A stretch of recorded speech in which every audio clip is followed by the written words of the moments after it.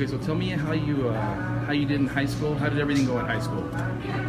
Starting off in high school, I wasn't as dedicated to my education as I would have liked to have been. There was always something more that I was trying to seek out. When it came to my education, I saw it as a path to something greater in my life, to further myself from the generations that have come before me and my family. My junior and senior year is where I really started to realize how important my education was, and I started to seek more opportunities I could through the public education system that I have here at Franklin High School. It was a great opportunity that kind of set me forward into today where I am, where I have this amazing opportunity to go ahead and study in the summer or a 7-week program at Harvard Summer School. And with that, it's been more of a trial and test, just seeing what I want to do, what I want to be, and how much I want to invest into my education and my future. So, once you met with Ivyhero, how did that help you in that endeavor? When I first met with Ivyhero, I had a lot of speculations about my future and where I wanted it to go. A lot which were, in essence, a bare minimum of what I could have been doing and where I could have been going. And so after I met and understood a lot of the concepts and just the structure of how they work their system out for students and adults, it helped me see that there's so much more I could be doing with my life and so much further I could let my education strive to be, with time and with the right guidance and mentorship that Ivyhero has provided. So now that you've been accepted to Harvard Summer School, how are you going to take advantage of that opportunity? There was a lot that took into this investment of being able to attend Harvard Summer School, and with that I realized the great input everyone has put into allowing me to get to this point. And with that, I'm not going to waste this opportunity I have. I'm going to try my best to continue to do as much as I can and represent not only myself but those people who have strived to get me there, such as Ivyhero and my family and friends. But I'm going to continue to just further myself. That way I can show that it's with the right mentorship and everything, you can get to where you need to be.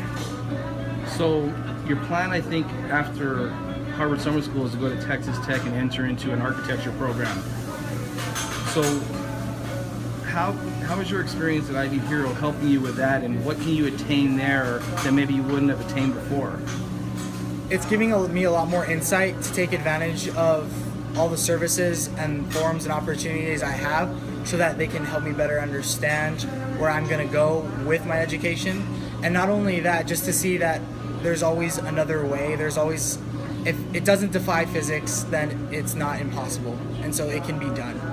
And with that, just showing that Texas Tech may be a starting point, but with that there's so much more that I can pursue, and there's just so much more greater I can do, that maybe my high school criteria fits to where I am right now, but striving for more, I can continue to do better and just go to higher levels, such as Ivy League school, perhaps with a 4.0 my first year at Texas Tech, if that's the case. So is it possible, do you think, to get those kind of grades at Texas Tech? And would you have done that before, or would you have had that mindset before? Were you thinking of a different school maybe beforehand? My mentality in high school, and even up till before I was acquainted with Ivyhero and the concepts that they really implement into the students and people they're working with, was that I am fine being stagnant at where I'm at if I'm making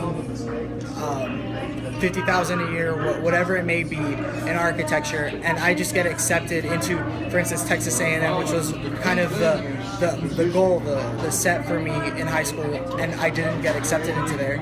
And so with that was kind of just the big thing that I wanted to do. It wasn't striving for more, seeing my education not only as a finish line, but as a journey, that it's the journey that happens with your education. It should never stop, as opposed to the destination getting there. So what kind of advice would you give to somebody else, maybe who's thinking about doing a program like this, and they're in high school, maybe they don't understand the direction they want to go?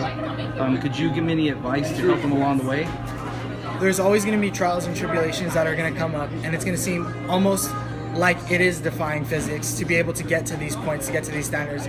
But I can let you know right now, I wasn't a 4.0 student in high school. I wasn't doing everything possible to make sure that I was at the top of my game to compete with everyone around the world in this global world now that we have to face, where we're competing with everybody for jobs, for occupations, for livelihoods.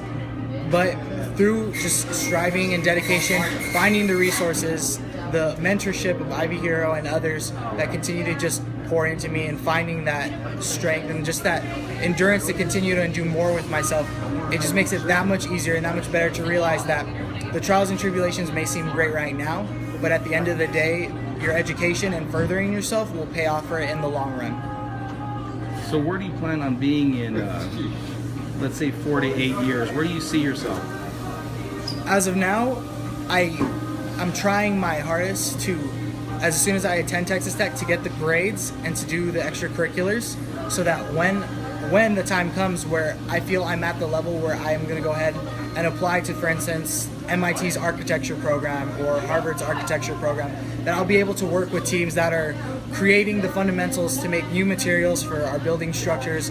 And so that way we're not only working with bricks and mortar, but we're realizing that it's about the materials and furthering for the coming future, for the end of our 21st century into the 22nd century, when we realize that we're going to have to keep advancing in not only the way we practice medicine, law, and further, but also the way we design our buildings and how they function.